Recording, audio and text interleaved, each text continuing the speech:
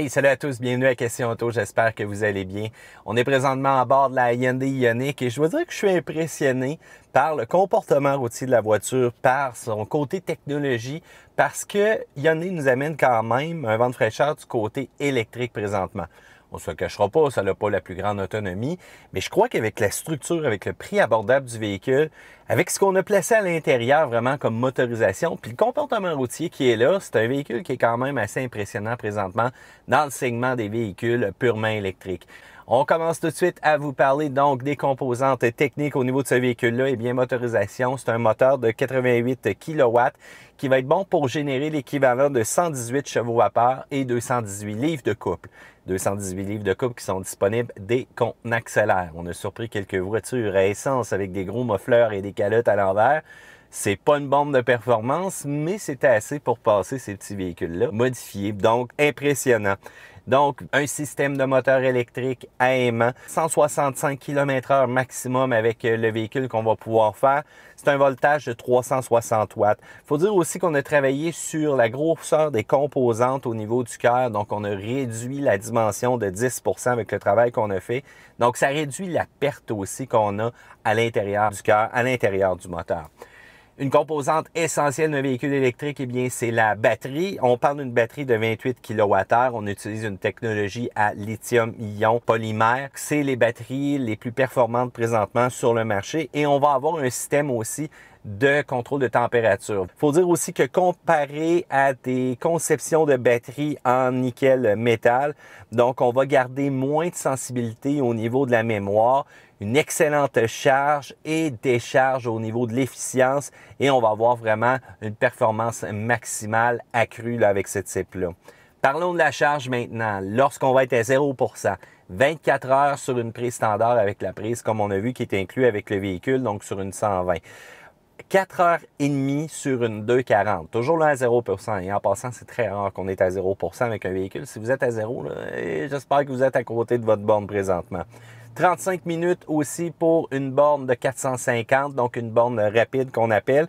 C'est environ 24 minutes pour 80% de la charge. Ça, c'est un estimé, bien entendu. Et ce qu'il y a de le fun présentement avec la Ioniq, c'est qu'on n'a pas besoin d'options pour avoir le chargeur de niveau 3 à 480 volts. C'est inclus dans l'équipement de base et ça, c'est parfait. Du côté température aussi, il faut dire qu'on va être équipé avec une pompe de chaleur. Et ce qui est idéal, c'est qu'on peut même programmer la température avant de partir le matin, qu'on soit en conditions froides, qu'on soit en conditions chaudes. On sélectionne la température qu'on veut dans l'habitacle, on sélectionne l'air et ces pompes-là vont partir pour vraiment agrémenter donc le confort à l'intérieur. Du côté transmission, eh bien, c'est une vitesse. Ce qu'on a, c'est un engrenage de réduction qu'on appelle. Il faut dire que la voiture est traction. C'est pas recommandé de remorquer avec le véhicule. Je préfère vous le dire tout de suite avant de commencer le comportement routier parce que souvent avec un véhicule électrique, des fois, on veut traîner peut-être une petite remorque, mais non, totalement désapprouvé présentement dans le manuel du propriétaire. Parlons du comportement routier. Eh bien, en partant, la superstructure de Hyundai, on travaille avec notre propre aciérie. On conçoit nos propres matériaux et je dois vous dire que ça se ressent au niveau du véhicule. Il va y avoir 4 modes différents de régénération qu'on va pouvoir utiliser. La batterie aussi est quand même assez basse au niveau du véhicule. Donc, ce que ça va faire, ça va contribuer à avoir un bas centre de gravité au niveau de celle-ci et ça va agrémenter aussi le côté fun de conduire. La résistance, l'acier qu'on a utilisé, donc lorsqu'on va être en virage, on ne sentira pas nécessairement de mouvement au niveau du châssis, on ne sentira pas que c'est mou.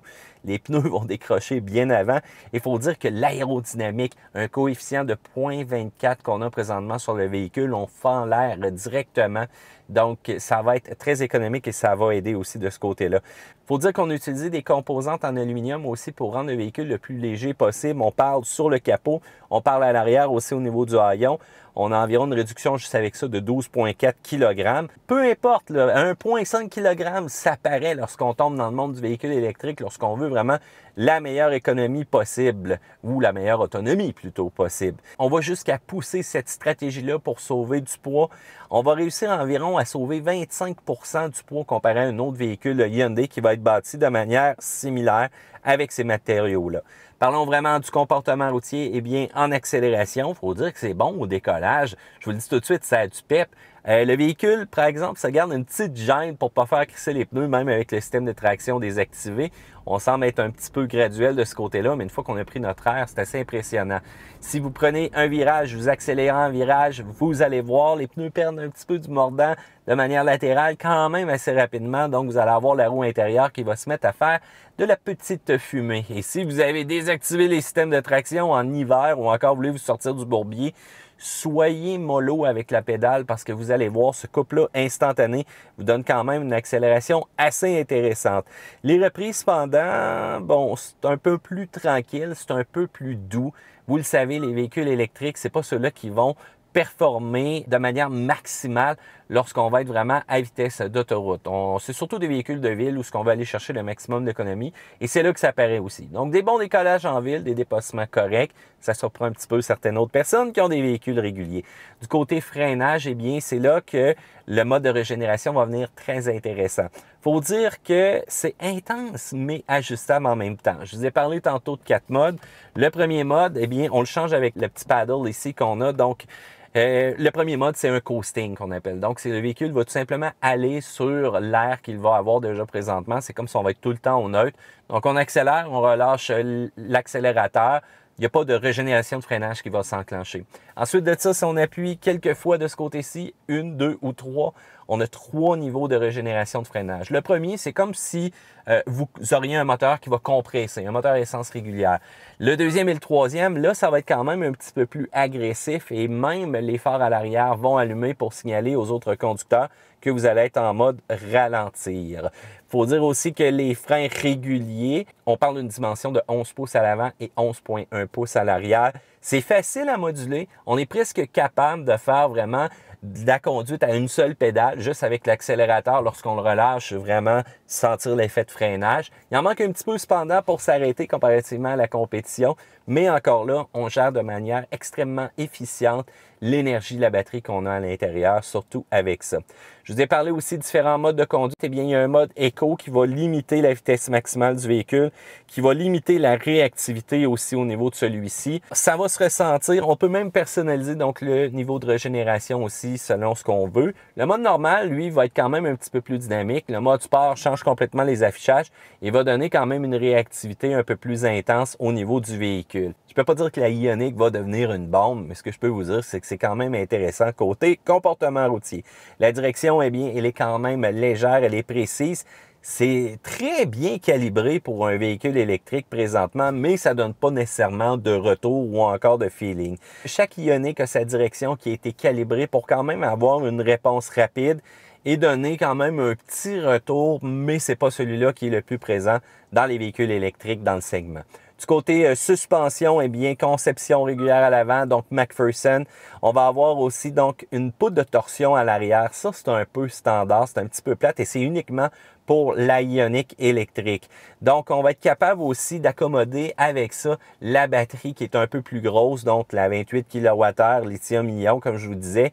C'est un peu normal qu'on ait dirigé notre conception vers ça. Une batterie comme ça rajoute un peu de poids. Du côté confort général, eh bien, c'est très bien. Mis à part l'assise qui est un peu courte présentement, où est-ce que je prends place, il faut dire aussi qu'il y a un peu de son de route. On va entendre les pneus travailler.